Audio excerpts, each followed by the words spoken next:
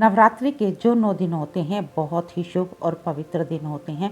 इन 9 दिनों में यदि सच्चे मन और पवित्र भावना से माता रानी की पूजा आराधना की जाए तो जीवन में मिल रहे कष्टों से छुटकारा पाया जा सकता है। दोस्तों, ये जो 9 दिन होते हैं, इन 9 दिनों में माँ दुर्गा के 9 रूपों की पूजा होती है और धार्मिक शास्त्रों के अनुसार इन्हीं 9 दिनों में माँ दुर्गा स्वर्गलोक से पृथ्वी लोक पर भ्रमण करती हैं और जो भी भक्त इन 9 दिनों में माँ दुर्गा की पूर्ण विधि विधान से और सच्चे मन और पवित्र भावना से विधि विधान से पूजा करते हैं तो माँ दुर्गा उनकी सभी मनोकामनाएं पूर्ण करती है, उनके जीवन में आ रहे सभी कष्टों का निवारण करती है।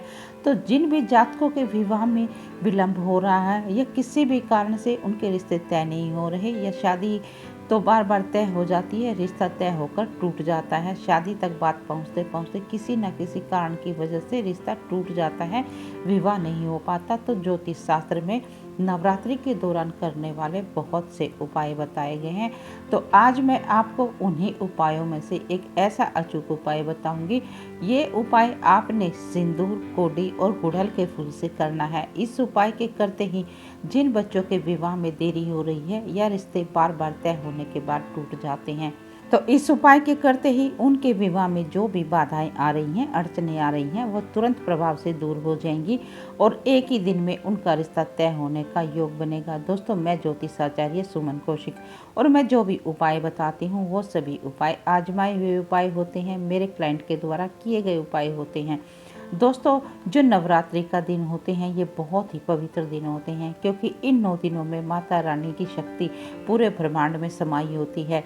और दोस्तों, कात्यायनी नवरात्र जो होता है, 6वें दिन माँ कात्यायनी की पूजा होती है। तो माँ कात्यायनी की पूजा के दौरान से ही माता रानी जागृत रूप में हमारे घर में प्रवेश करती हैं और अपने भक्तों की सभी मनोकामनाओं को पूर्ण करती हैं, निर्विघ्न रूप से अपने भक्तों की सभी इच्छाएं पूर्ण करती हैं। दोस्तों, जो 5 दिन होते हैं उनमें हम जो भी पूजा करते हैं माता रानी उस पूजा से प्रसन्न होकर 6ठे नवरात्रि कात्यायनी पूजा से ही हमारे घर में जागृत अवस्था में माता रानी प्रवेश करती हैं। तो जो भी भक्त इस दौरान माता रानी के सच्चे हृदय से और बिल्कुल विधि विधान से पूर्ण भक्ति भाव से जो भी इच्छाएं करते हैं, माता रानी के आगे जो भी मनोकामनाएं मांगते हैं, वो सभी इच्छाएं तुरंत प्रभाव से निर्विघ्न रूप से पूर्ण होती हैं। तो दोस्तों, आपने जो अभी मैं उपाय बताऊंगी मेरे बताई हुई विधि के अनुसार यदि कर लिया तो माता रानी अति शीघ्र आपकी सभी मनोकामनाएं पूर्ण करेंगी और आपके बच्चों के विवाह में आ रही बाधाओं को तुरंत प्रभाव से दूर करेंगी। तो दोस्तों, आपने करना ये है, आपने 6ठे दिन, 7वें दिन या अष्टमी या 9वीं, ये 4 दिन है, इन चारों दिनों में से आप किसी भी दिन इस उपाय को कर सकते हैं। तो आपके पास ये 4 तिथियां हैं, 6ठी, 7वीं, अष्टमी और 9वीं। और अब आपने करना ये है, नहा धोकर स्वच्छ होकर लाल रंग के वस्त्र धारण कर लेने हैं। लाल रंग के वस्त्र धारण करने के बाद अब आपने एक पान का पत्ता लेना है। वो पान का पत्ता कहीं से कटा फटा नहीं होना चाहिए, बिल्कुल साफ सुथरा पान का पत्ता होना चाहिए। उसके बाद आप उसको गंगा जल से स्वच्छ कर लें। गंगा जल से शुद्ध करने के बाद अब आपने उस पान के पत्ते के ऊपर थोड़ा सा सिंदूर रख देना है और अब आपने जो 5 कोड़ियाँ ली हैं उन 5 कोड़ियों को भी आपने उस पान के पत्ते के ऊपर सिंदूर के अंदर रख देना है।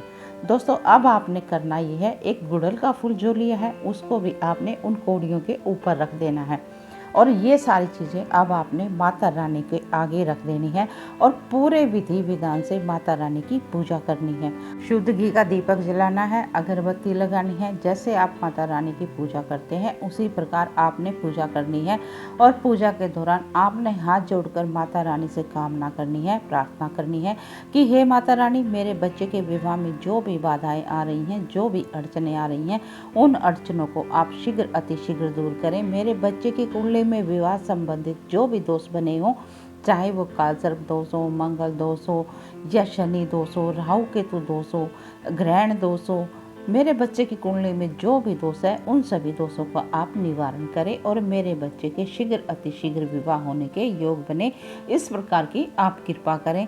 तो इस प्रकार बोलते हुए, कामना करते हुए अपने बच्चे का नाम और गोत्र बोल देना है। दोस्तों इस उपाय के साथ साथ आपने अभी मैं आपको एक मंत्र बताती हूँ। ये दुर्गा माँ का बीज मंत्र है। ओम दुम दुर्गाय नमः। इस मंत्र का 108 बार जाप करना है। जो मंत्र होते हैं वो बहुत ही शक्तिशाली होते हैं।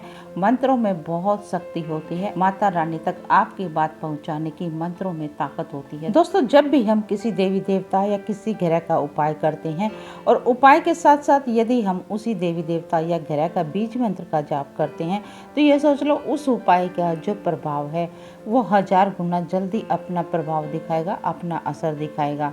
तो इस बीज मंत्र का जाप करना बहुत ही आवश्यक है और यदि माँ बाप के साथ साथ बच्चे भी इस उपाय को करेंगे तो प्रभाव और भी अधिक देखने को मिलेगा। दोस्तों उपाय जो है वो तभी काम करते हैं जब बच्चे स्वयं भी उस उपाय को करने की कोशिश करें, क्योंकि खाना जब हम खुद खाते हैं तभी हमारा पेट भरता है। लेकिन माँ बाप को हम इसीलिए बताते हैं, वो मजबूरी होती है। यदि कोई बच्चे मजबूरीवश उपाय नहीं कर पाते, उनके किसी जॉब का है या किसी भी कारण से वो बाहर रहते हैं और उपाय नहीं कर पाते, तब हम ये कहते हैं कि हाँ माँ बाप भी इस उपाय को कर सकते हैं। और अब आपने ये करना है, उपाय करने के बाद इस पत्ते को उठाना है, अपने हाथ में उठाकर चुपचाप आपके घर के आसपास जो भी दुर्गा का मंदिर हो वहाँ पर आपने इस पान के पत्ते को, सिंदूर को, ये 5 कौड़ियाँ और गुड़हल के फूल को माता रानी के चरणों में अर्पित कर देना है, समर्पित कर देना है।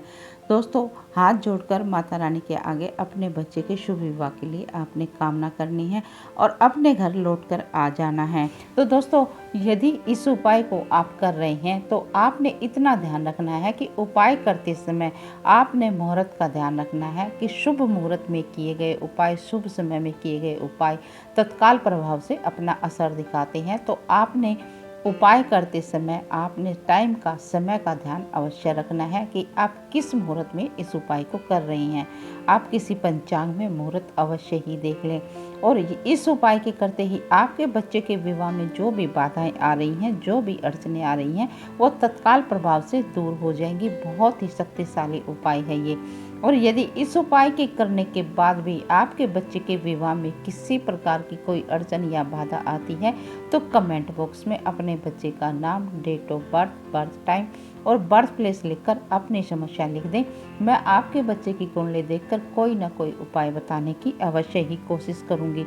और यदि आप अपने बच्चे की कुंडली का संपूर्ण विश्लेषण करवाना चाहते हैं तो मेरे हर एक वीडियो में मेरा व्हाट्सएप नंबर दिया हुआ होता है, आप वहां पर मुझसे संपर्क कर सकते हैं।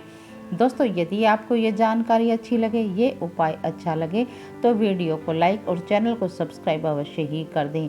आपका किया गया एक सब्सक्राइब हमारी बहुत मदद करता है, हमारे हौसले को बढ़ाता है और साथ ही इस जानकारी को भी अधिक से अधिक किसी ज़रूरतमंद के साथ शेयर कर दें। आपका किया गया एक शेयर किसी के चेहरे की मुस्कान बन सकता है, किसी के जीवन में खुशियाँ ला सकता है। तो चलिए मिलते हैं अगले वीडियो में एक नई जानकारी के साथ।